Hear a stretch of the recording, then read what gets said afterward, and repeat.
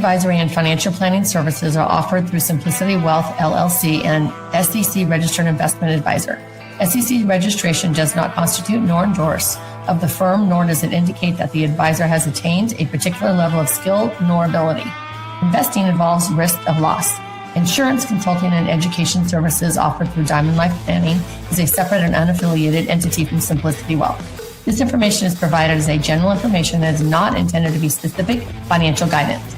Before you make any decisions regarding your personal financial situation, you should consult a financial or tax professional to discuss your individual circumstances and objectives.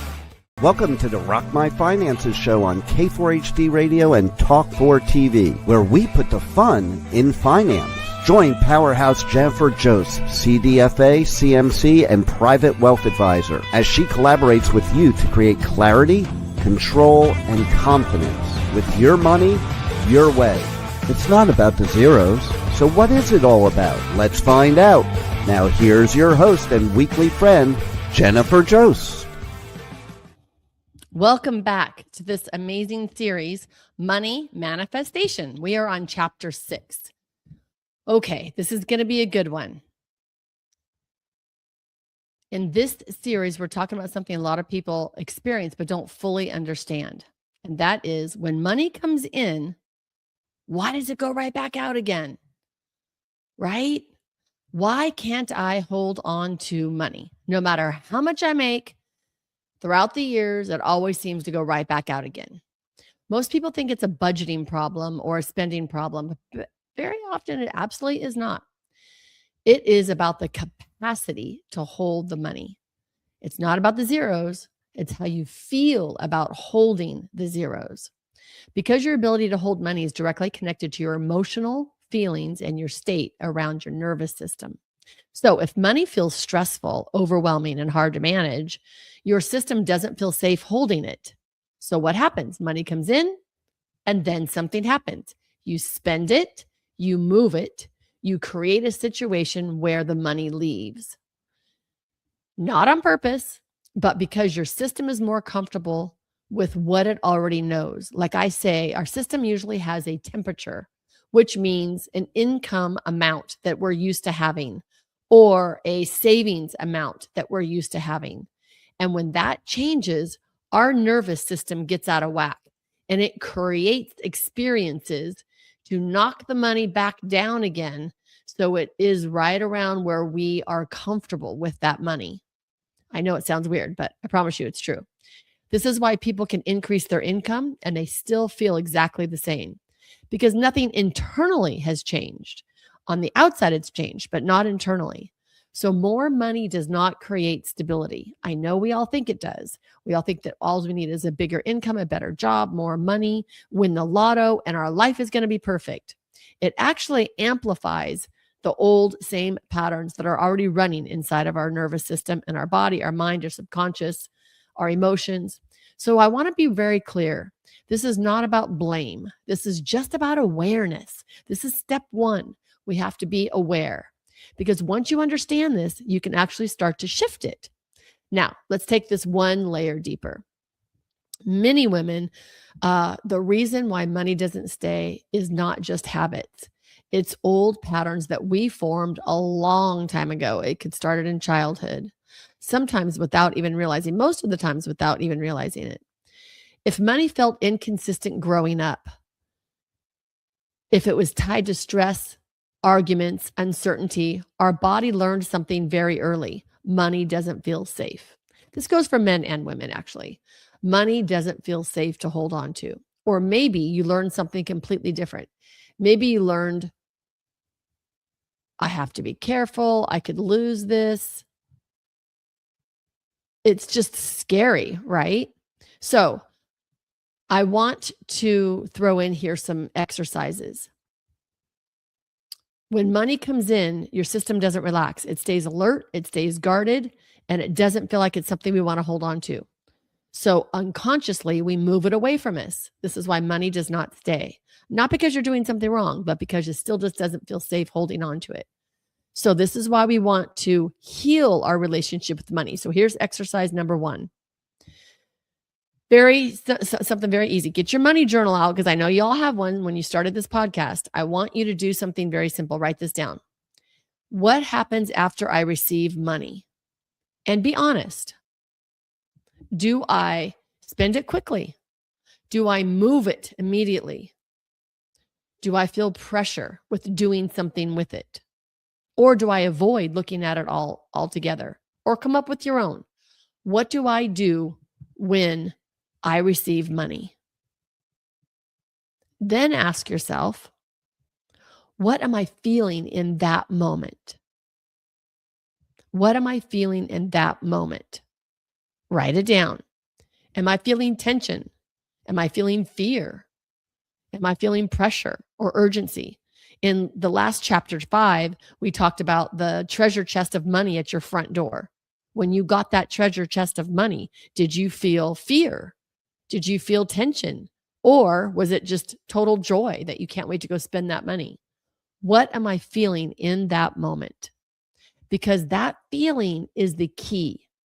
It's the key to your pattern that's running in your body right now, yesterday and tomorrow, until you fix that pattern. So when you're feeling fear, tension, pressure, urgency, panic, I was panicked, any of those feelings come up, that's where you need to shift. Go back to, I think it's chapter 3 that we talked about, with all the tools that you can help shift all that mindset.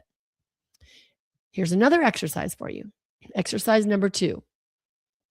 Let's take it one step further. When have I had that feeling before? Oh, that's a good one. So not only what am I feeling, but now, when was the last time I had it?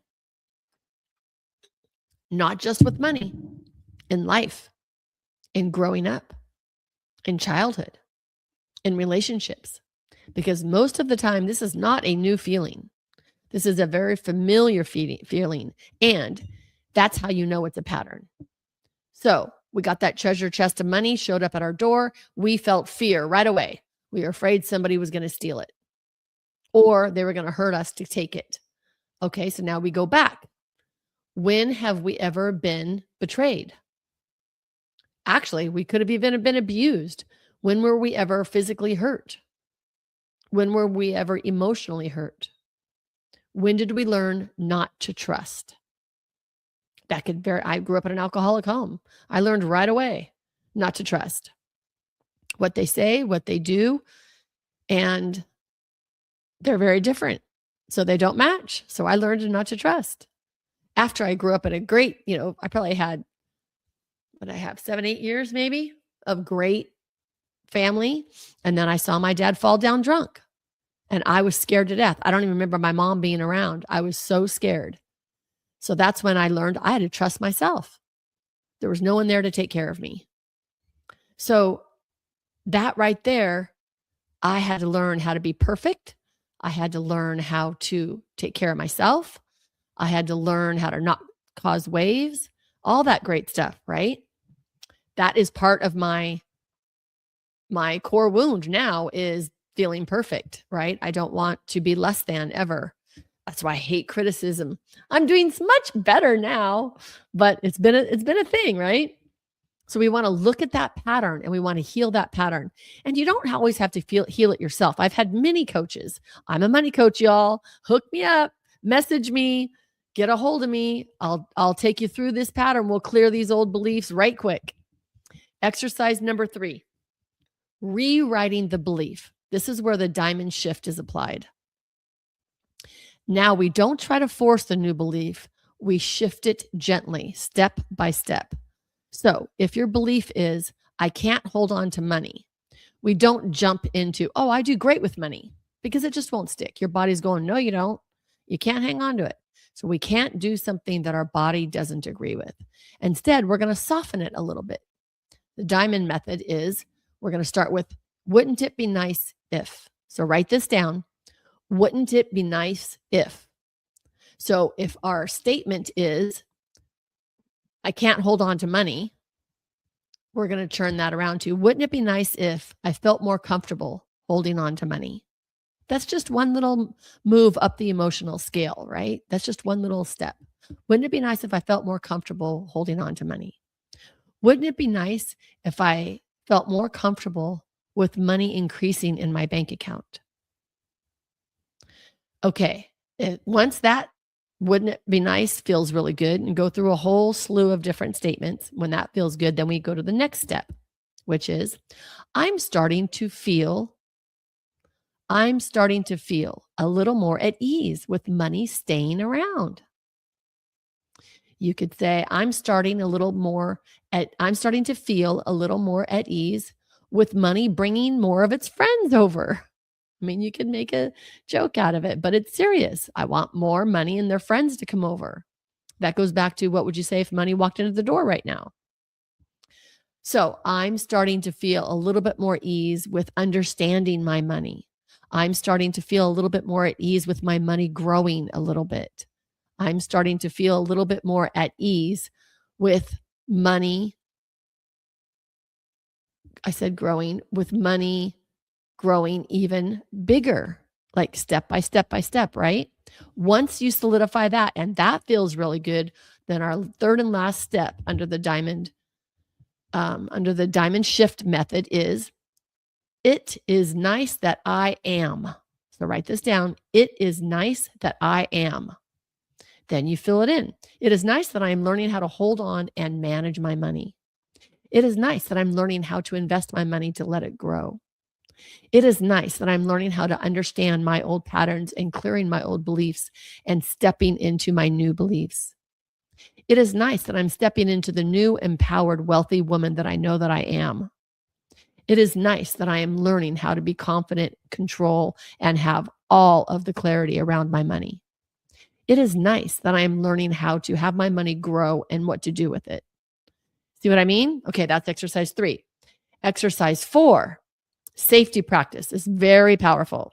It's simple, but it's powerful. The next time money comes in, any amount at all, I want you to pause.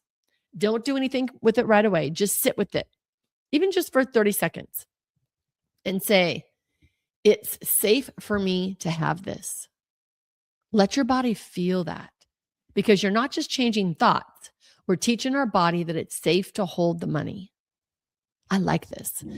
And I'm going to say you sit with that for a day or two. Remember that good old saying, I don't do anything until I sleep on it for 24 hours. I want you to sleep on that.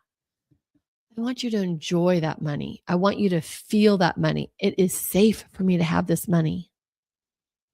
Then we're going to have a couple other things stepping up from that, right? It's safe to have this money. Not only is it safe, I enjoy the safety of this money. The safety of this money is making me feel ... It's making me feel blessed. It's making me feel appreciated. It's making me feel empowered. It's making me feel strong. It's making me feel worthy. Like, this is why we want money, right? We want to feel strong and worthy and capable. All of these things is why we want money. So it is safe for me to have this. And then feel your body. Make sense? You don't lose money because you're bad with money. You release money when it doesn't feel safe to keep it. I'm going to say that again. You don't lose money because you're bad with money. You release the money because you don't feel safe keeping it. That was such a big aha for me. Just saying ding, ding, ding, ding, because I was been on that roller coaster for years and years and years. All right, back to the framework. This is where all of our tools come in. When we feel the urge to react, we want to make sure that we use the diamond reset. Stop, breathe, feel, shift. My nose is so itchy. Okay, stop, breathe, feel, shift. That's what we want to do. Instead of react. Calm our body first. Then we shift our thought. We move up the emotional scale slowly. And over time, we're going to build the capacity to have our money grow as much as we possibly want it to grow. You're not trying to hold on to more money. You're becoming someone who feels safe holding on to money. The first step, again, is to notice how you feel when money comes in. Do you feel calm? Do you feel pressure? Do you feel in control? Do you feel like you need to do something right away? Do you feel like you can just sit on that for a minute? Do you feel like you can just relax? This reaction is going to tell you everything about what comes next. Do you feel insecure, like you don't know enough about money to do anything next? And again, don't go alone. Don't do this alone. Call your financial advisor, your money coach, your spouse. You and your spouses or you and your best friend can talk about this. How do you feel about this? How does your friend feel about this? You could even start a little money group with your own little neighborhood or something. You don't have to talk about zeros with everyone. I know a lot of people don't like to share how much money they have and all that, but the feelings around money is very important to understand and have clarity around it. I want you to be able to manifest whatever life you want. And you can. We are all creators. We are creating our own reality. We are stepping into that future that we wish for ourselves, right? So look at that reaction when that money comes in. Because if money immediately creates tension, your system is going to relieve that tension. It's going to bring you back down to that temperature that it feels you are worthy of. So here's one other exercise for you. Draw a great big T on your paper, a capital T. On the top left-hand side, or no, on the top of the T, I want you to write, I am worthy of wealth. Write that down.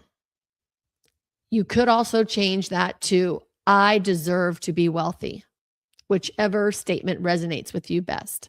Write that down. I am worthy of wealth. I deserve to be wealthy. Now, on the left-hand side, I want you to just brain dump everything negative that pops up on the left-hand side. No, I'm not worthy. I don't have any money. I'm broke.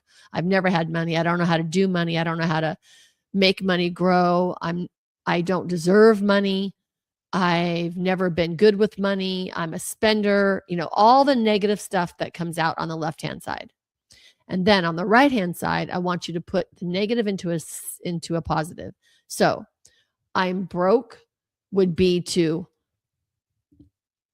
I'm getting on the right track to bring in money. You can't say, I'm broke, I'm wealthy, because your body's going to go, no, you're not. So you have to say something your body is going to accept. I don't deserve money. Well, deserve to me, split that up and it's to serve. So anybody that to serves someone deserves money, because money is going to come in when you're serving someone else, either your job, a business, your clients, whatever it might be. So on the left-hand side, when it says, I don't deserve money, on the other side is, I serve others for money. You trade time for money, you trade your skills, your attributes, whatever. Left-hand side, something negative. I don't know how to handle money. Right-hand side, I am on my way to learning about handling money. Does that make sense? It's something your body can accept. And these are the mantras I want you to do on the right-hand side. All we're doing is shifting our brain cells, y'all. We're just shifting our old patterns to our new patterns. Now, does this happen overnight? No. This is our money muscle we're growing. So every day, I want you to write all those things down on the right. I want you to put them on yellow stickies all around your house, your bathroom, mirror, your car, dash, every place, your refrigerator, every place that you look, your TV, wherever you're looking. You can make a bunch of mantras and put it on your screensaver. This is an everyday money muscle that we're doing. And as soon as you start not believing it, we got to go back and make sure that the statement that we are saying, we absolutely believe it. Does that make sense? So instead of saying, why can't I hold on to money? We're going to say, how do I feel when I have it? The real question is, stop, breathe, feel, then shift. Remind your body that it's safe. Talk to your body. Talk to your younger self. My younger self, I call her Star. She's in a white little negligee, short little hair, little tiny itty bitty thing. She looks anorexic, poor little thing. My little girl is she was very, very tiny, but I love her and I pick her up and I hug her all the time. I play games with her. She likes to play cards and games. Like, I spend time with my little girl because I'm healing her, right? She grew up in that alcoholic home and I have to heal her. And so sometimes I have to make sure that she's okay so that I can allow more money to come in, or relationships to come in, or something good to come in. So we're going to remind our body that it's safe. And then we're going to say, wouldn't it be nice if I felt more comfortable holding on to money? I'm starting to feel a little more at ease with this. It is nice that I'm learning how to manage my money. You're building capacity. You're not forcing it. And as your state and emotions change, your behavior changes. I promise you, it does every time. It's law. You don't rush it. You don't need to react. And you just make clear decisions when you're in the 3 C's. The 3 C's are clarity, control, and confidence. Because holding on to money isn't about discipline alone. It's about your money muscle growing and that you feeling worthy of wealth. I believe every woman feeling worthy of wealth will change this world. That is my mission on this planet. Absolutely, for sure. I want a woman at every decision-making table in this country and then the world. And I want all of us women feeling worthy of wealth. Could you imagine what we could accomplish if we actually felt worthy of wealth?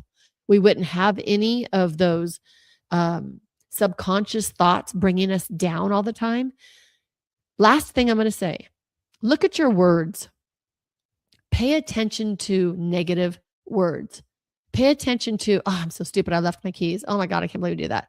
Pay attention to the words, your self-talk and words to others. Let's try to keep everything in appreciation. I'd love us to become appreciation creators every day, all day long. I appreciate all you being here and listening to my podcast. I know my voice gets so boring after a while. So I appreciate your time here. I appreciate you trusting me and trying some of these exercises. I appreciate my microphone and my little pink case, right? I appreciate this beautiful day. I appreciate my producer, Rebel, who's doing all this for me. I love this. Let's become appreciation creators and let's shift our money up to worthy of all the wealth that we could absolutely imagine. It's there. We just have to allow it and receive it. I'm so glad you're all here with me today. Check out another chapter. We got another chapter coming up. I want you all to be able to say and walk away and say, I rock my finances.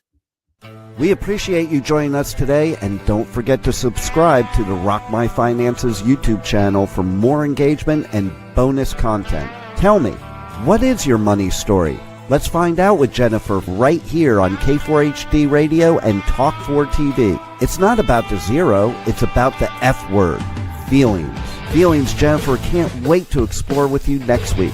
Until then, let's all say, I rock my finances.